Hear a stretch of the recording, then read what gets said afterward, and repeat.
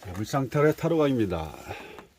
자, 이 타로라는 것은 우리가 여러분들도 잘 알시겠지만 이 그 스프레드한 어떤 질문을 가지고 스프레드된 내용을 얼마나 해석을 잘 하냐에 따라서 또 얼마나 이 각 카드에 대한 의미와 이 내용 속에 있는 깊은 뜻, 다시 말해서 우리가 두 눈을 모든 사람을 뜨고 있죠. 이 카드를 보는 사람도 내담자고, 이 카드를 설명해 주기 위해서 지금 얘기를 하는 사람 또한 상담자죠. 상담자와 내담자, 내담자 눈에도 이러한 모습이 다 이미지적으로 보이겠죠. 다만 이미 이 내담자와 상담자의 어떤 다른 점은 뭐냐면, 내담자는 이 뜻에 대한 어떤 이미지화된 뭐 바보의 어떤 이런 모습, 뭐 검에 심장에 꽂혔다 이런 모습은 보일 수는 있지만, 상담자는 그렇지 않다는 거죠. 그런 그 깊은 뜻에 보여지는 이면에 우리는 더 깊은 뜻을 끄집어낼 줄 알아야 상담의 어떤 깊이가 또 될 수 있고, 내담자가 보지 못하는 여러 가지의 어떤 깊은 뜻에 대해서 상담을 충분히 해줄 수 있는 거고요.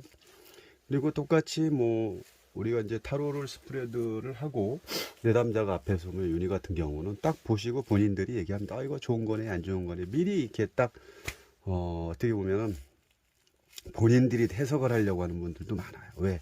보여지는 이미지는 똑같기 때문에. 물론 보이는 이미지는 뭐 내담자나 상담자 똑같죠. 당연히 공부의 어떤 차원이 다른 거죠. 그렇기 때문에 이 내담자분이 생각하지도 못하는 이런 본 뜻의 내용을 끄집어내서 상담을 해드릴 때, 아, 내가 보는 게 다르구나. 내가 보는 모습은 그냥 이런 바보의 어떤 자유로운 모습이지만 그 모습 뒤에는 다른 모습이 많이 숨겨져 있구나. 이게 물상타로라는 거죠. 그래서 물상의 어떤 타로를 볼 때 물상의 깊이는 상당히 깊어야 되고요.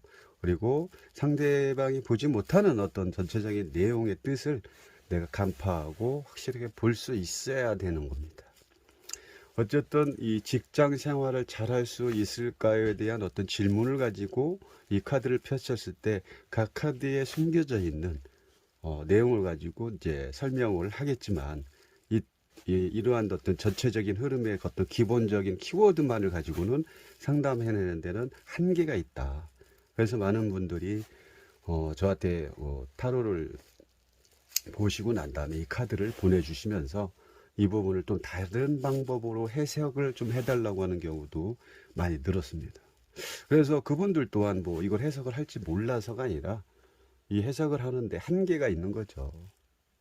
한계가 있기 때문에 그런 거고, 또 많은 어떤 타로 상담자분들이 이 윤회에서 파생된 카드를 가지고 우리가 펼치는 경우가 많죠. 왜?